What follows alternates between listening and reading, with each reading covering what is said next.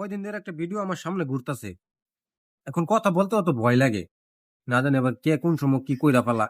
কথা আবার কার বিপক্ষে চইলা যায়, কার পক্ষে চইলা যায়। তারপর বলতে হয় আমার ধর্মের খাতিরে, যেটা সত্য সেটা বলতে হয়। মৃত্যু তো একসময় আসবেই। ঘটনা হইলো, জামাতের আমির এক মহিলা নাকি তাকে জড়ায় ধরছে, দুইটা কান্নাকাটি করছে, এগুলো নিয়ে অনেকে সমালোচনা করতেছে, হ্যাঁ উনি কিভাবে জড়ায় ধরলো, উনি নাকি ইসলামিক দল। আবার আরেকটা ভিডিও দেখলাম, তারেক সাহেবকেও একটা মহিলা জড়ায় ধরছে।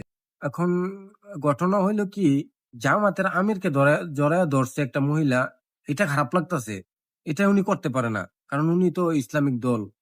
আর তারেক সাহেবকে যে জড়ায় ধরছে, এটা সমস্যা নাই।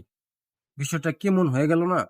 তারেক সাহেবও একজন মুসলমান, আমির সাহেবও একজন মুসলমান। আমির সাহেবের জন্য যেটা হালাল, তারেক সাহেবের জন্য সেটা হালাল। আমির সাহেবের জন্য যেটা হারাম, তারেক সাহেবের জন্য সেটা হারাম। কারণ দুইজনই মুসলমানের সন্তান। হারাম হালাল দুইজনের এক সমান। উনি ইসলামিক দল করে দেখে কি উনি মুসলমান, আর তারেক সাহেব কি মুসলমান না? বিষয়টা কেমন হয়ে গেল না?